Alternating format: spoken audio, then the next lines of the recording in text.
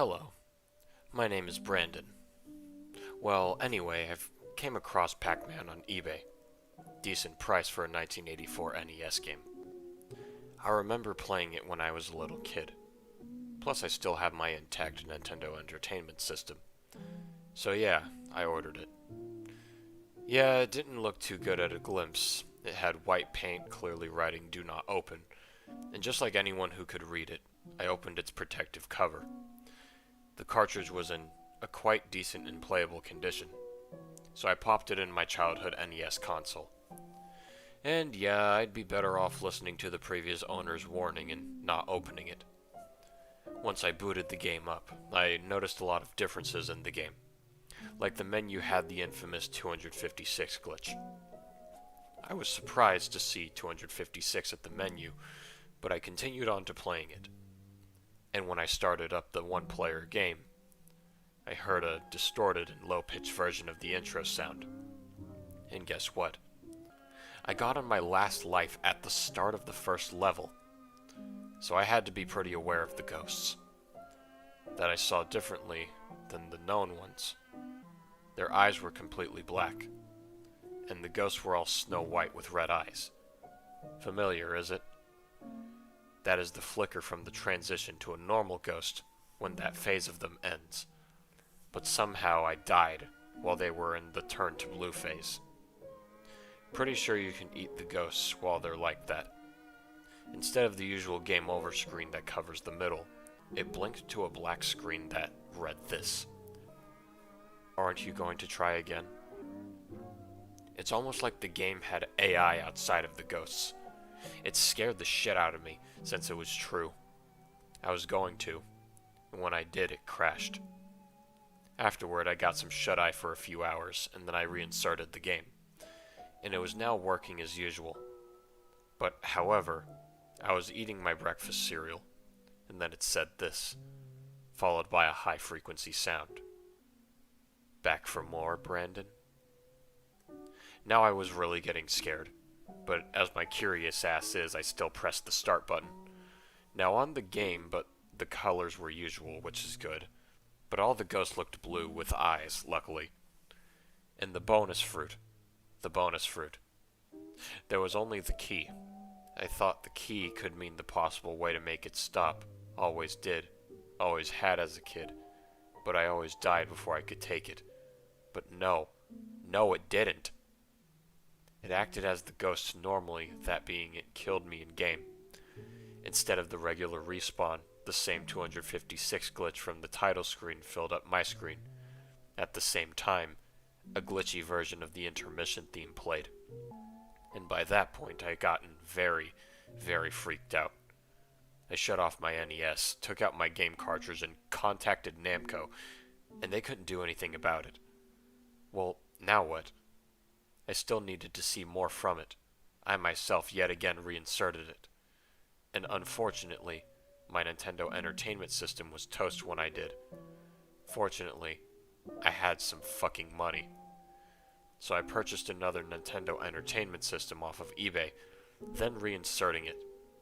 I thought it would play the same way it did for the initial time. Yeah, no it didn't. The game was being very angry at me. Now it flashed to a black screen, and this time it read this. Why? Why must you buy another Nintendo Entertainment System? That was my last straw. I had wanted to dispose of it myself. Well, I did in my trash can. But it was probably not able to be thrown away. So I dug it out and, yep. It was acting way worse to me. Once I yet again started up the gameplay, it faded to black with text that read this. Just why? Why are you playing? That was my last straw for real this time, and I threw it away. It was gone. It's destroyed, but I was haunted by the past experience. I never, ever will see Pac-Man the same way, ever again.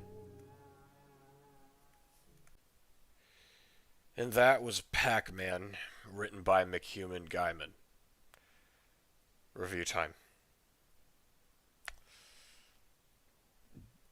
McHuman. You single-handedly created the worst, one of the worst protagonists I've ever read in a creepypasta. Like, near, near Tom from Sonic.exe. Like, in a close third place. Where do I begin with this? So, like, let's start off with the fact that the introduction is way too short. Way, way too short. Hi, my name is Brandon.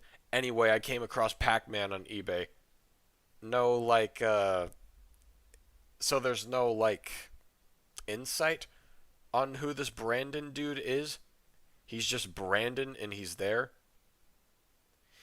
He gets a case that says do not open, and he opens it anyway because he can't read.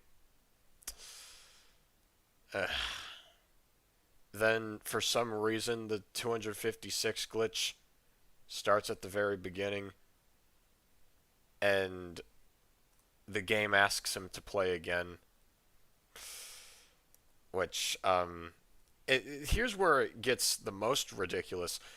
The game asks him to play again, and for some reason, the protagonist is surprised about this. He's like, "It asked me to play again. It must have advanced AI. Oh, it knew I wanted to play again. It's so scary. Oh no! Oh no!"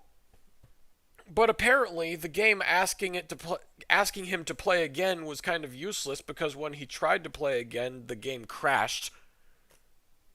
Which I don't know why. Then he goes to sleep and wakes up, and somehow the game knows his name for no reason.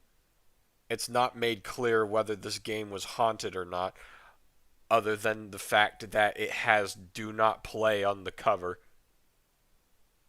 Like, if the 256 glitch started up when I began playing this game, I would have thought that it was just a buggy copy. I wouldn't have thought that it was haunted. Well, just a friendly reminder. But for some reason, the game knows his name.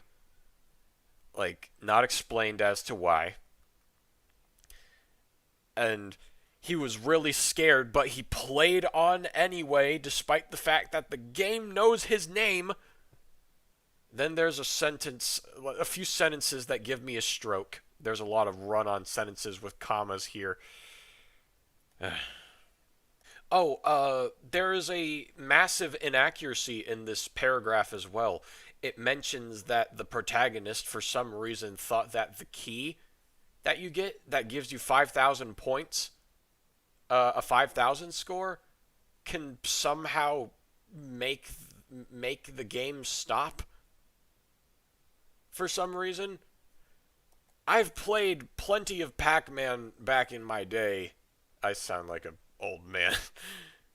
I played plenty of Pac-Man a while back, and the key doesn't do that. No, it doesn't make the game stop. It doesn't take you to the next level automatically. It gives you more points, and depending on the pattern that you get, the ninth key pattern being like giving you lots of points.